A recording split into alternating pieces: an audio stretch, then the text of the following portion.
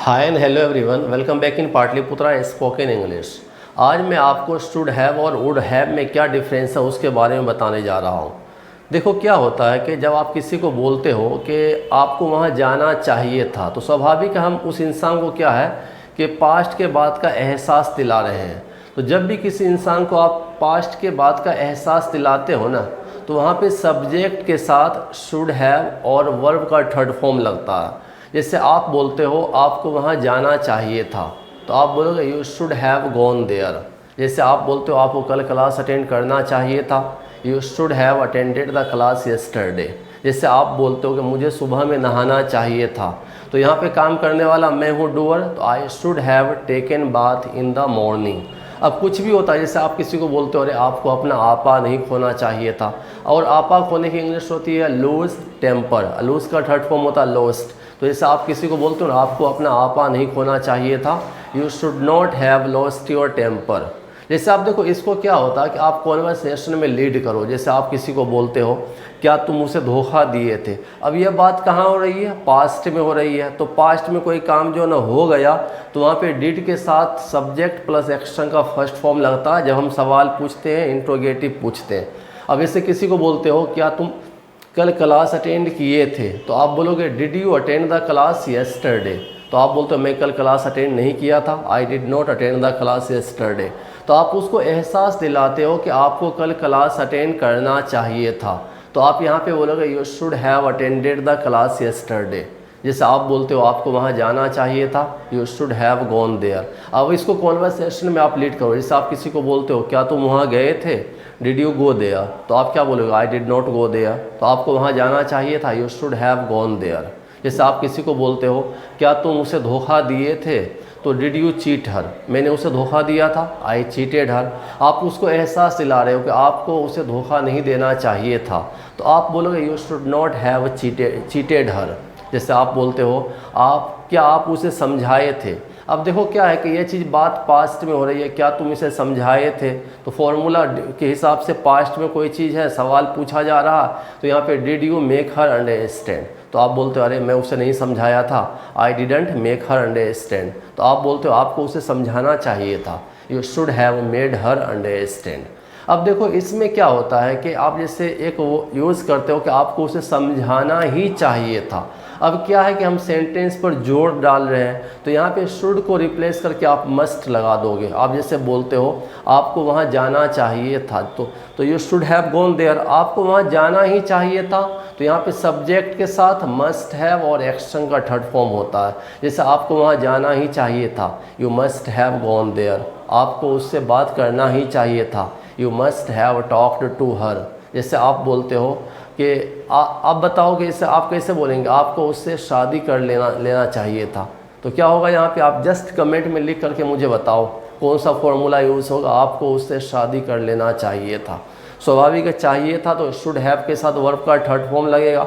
अच्छा, अब जैसे बोलता हूँ ना कि आपको उससे शादी करना ही चाहिए था, तब यहाँ पे मस्ट लग जाएगा। तो आप बोलोगे you must have got married to her. तो इस तरीक़ा से मस्ट हैव, शुड हैव आप लगाते जाओ। आप इसको स्पोकन में यूज़ करो। जैसे आप किसी को बोलते हो hey did you go there, या I didn't go there, you should have gone there.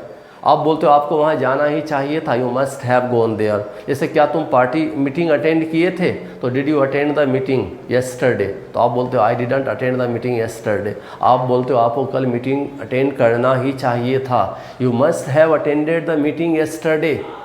आप जैसे बोलते हो आपको वहाँ जाना ही चाहिए था, you must have gone there. आपको ऐसा करना ही नहीं चाहिए था, करना ही नहीं चाहिए था, तो you must not have. Do का थर्ड फॉर्म डन होता, तो you must not have done like that.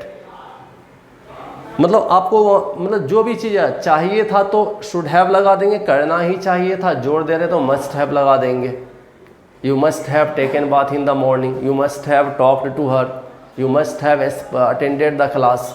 मतलब बोलते जाओ, just to try to speak in English, it will make you a great speaker after some time.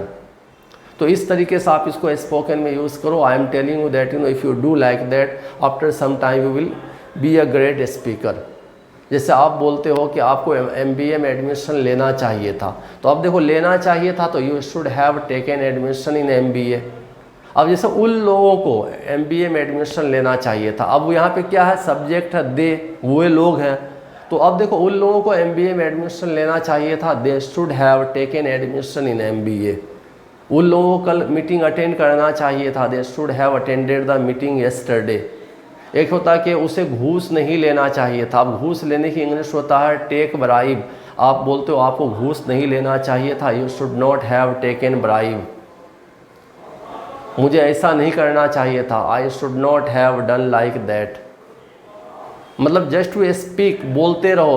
अब spoken का rule क्या होता है कि ट्राई टू स्पीक मोर। अब देखो फॉर्मूला है आपके सामने, subject plus should have plus action का थर्ड फॉर्म है, वर्ब का थर्ड फॉर्म है। अब इस पे तरीका बनाओ, इसको स्पोकन में यूज़ करो। You should have gone there, you should have attended the meeting, you should have spoken English, you should have beaten her. जैसे आपको उसे पीटना चाहिए था, आपको उसे पीटना ही नहीं चाहिए था, you must not have beaten हर।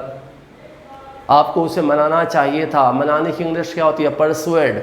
अब आपको बोलते हो कि आपको उसे मनाना चाहिए था, तो यू शुड हैव परसुएडेड हर। अब जितना वोकैबुलरी लाओ सेंटेंस बनता चला जाएगा। वी है, जैसे हम लोगों को कल क्लास अटेंड करना चाहिए था, तो यहाँ पे सब्जेक्ट वी है, we should have attended the class yesterday. हम लोगों को अपने माता पिता की सुननी चाहिए थी या सुनना चाहिए था, तो we should have listened to our parents. हम लोगों को अपने परिवार के खिलाफ नहीं जाना चाहिए था। अब देखो खिलाफ जाना गो अगेंस्ट होता, तो जैसे आप बोलते हो हम लोगों को अपने परिवार के खिलाफ नहीं जाना चाहिए था, we should not have go against our family members. हम लोगों को अपना टारगेट पूरा कर लेना चाहिए था, we should have achieved our target. जैसे आप बोलते हो मुझे जॉब के लिए अप्लाई करना चाहिए था, I should have applied for the job. मुझे जॉब के लिए अप्लाई करना ही चाहिए था, I must have applied for the job. मतलब आप देखो जहाँ से सेंटेंस उठाओ वहाँ से सेंटेंसेज बन रहे हैं। जितना आप ट्राई करोगे उतना आप बोल पाओगे। आप इसको यूटिलाइज़ करो स्पोकन में। अब देखो हम कुछ पूछते हैं, आप उसको जो है ना मतलब कमेंट में आप आंसर देते जाना। आप कैसे बोलेंगे, आपको उसे धोखा नहीं देना चाहिए था। आप जस्ट कमेंट में लिख करके मुझे बताइए इसका क्या होगा। आपको उसे धोखा नहीं देना चाहिए था, आपको उससे बात करना ही चाहिए था।